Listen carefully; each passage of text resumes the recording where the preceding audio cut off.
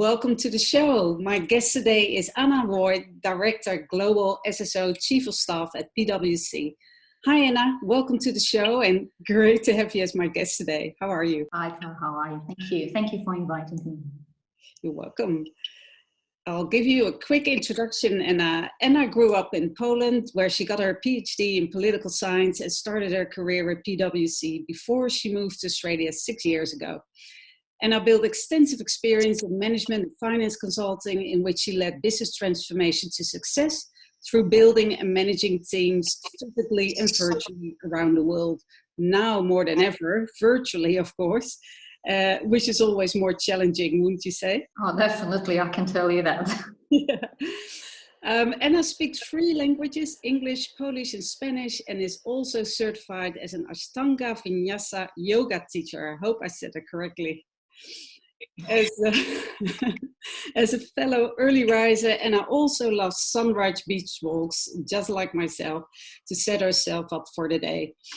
I've been working with Anna to support her team, and Anna always inspires me with her views on leadership. So that's why I'm really happy to talk to you now. Thanks for joining us, Anna. Welcome. Thank you. As always, it is so fantastic to have a time with you and share our own experience.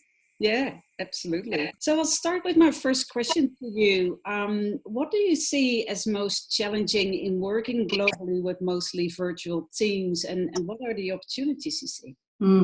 I wanted to start with a sentence that probably we all heard and have seen on social media so many times. We'll come back to old good Churchill saying, never waste a crisis. Yeah.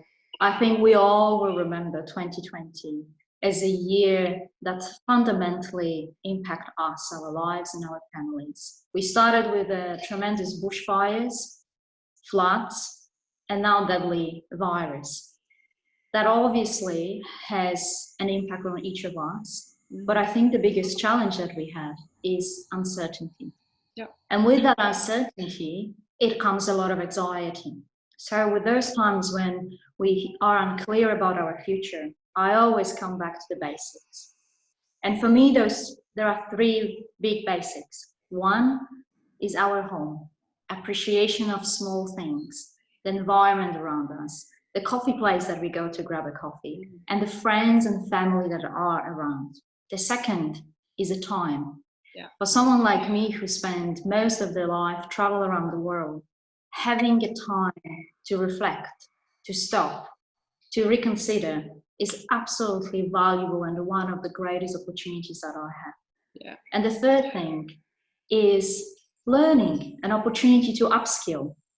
Particularly now when we are on the edge of 4th industrial revolution, I feel that it is such a great opportunity to learn, to upskill ourselves, to build awareness, and use that crisis for us to be better in the future.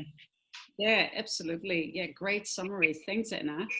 And what do you think, what helps you to increase your thinking power and focus amongst that uncertainty? It's a great question. And a very difficult one as well, because I think for each of us, we need to find the response somewhere deep inside. And it's not always easy to look for it. And again, I think the time that we have at home might be a good opportunity. For me, is to find something what I called moments that matters, or happy moments in your daily routine.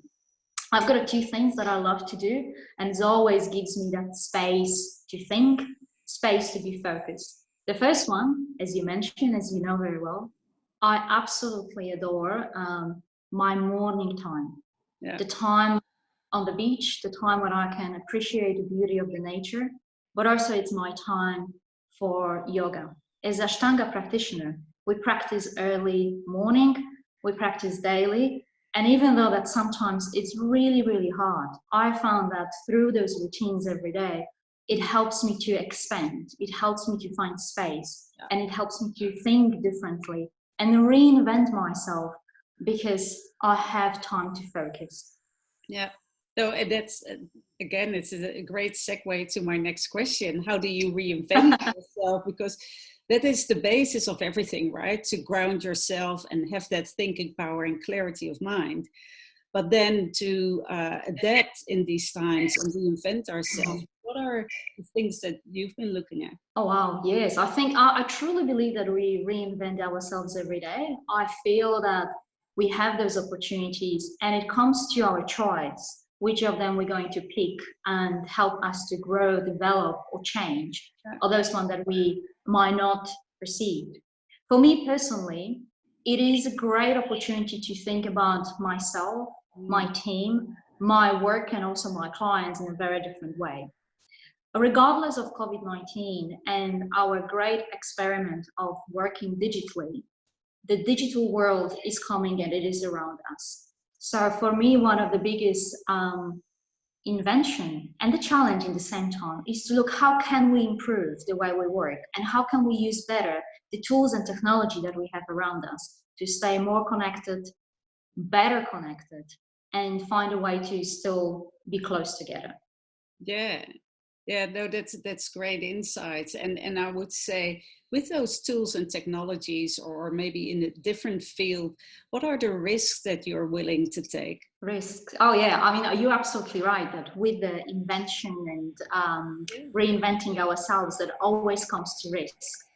And I've read it once, and I've learned later on that it was Roosevelt in 1933, but he mentioned something that stays with me so strongly. And when that time the world was coming to one of the biggest crises, he said, the only one thing that we should truly fear is the fear itself. Yeah. So for me today, every time when we take a risk, is thinking about, is it our limitation? Is it the fear that blocks us to move further? And do small little things that help us to remove those fears. Yeah. So it comes from two levels. It's on our personal level in our personal life, but it's also on a business level. So in a personal level, I encourage myself, my teams, and my friends to try to understand and identify those things that we really fear, those things that limit us, and promise that during that time, try to exercise, try to build and conquer your fear, and even sometimes the small things. Yeah. That will give us the courage, that will give us the strength to help in our businesses to transform. Yeah, and to take that risk, right? And it's so true what you're saying. As I'm listening, I have so many thoughts coming up. But the thing is, when you said about the fears that we have, because that's usually holding us back.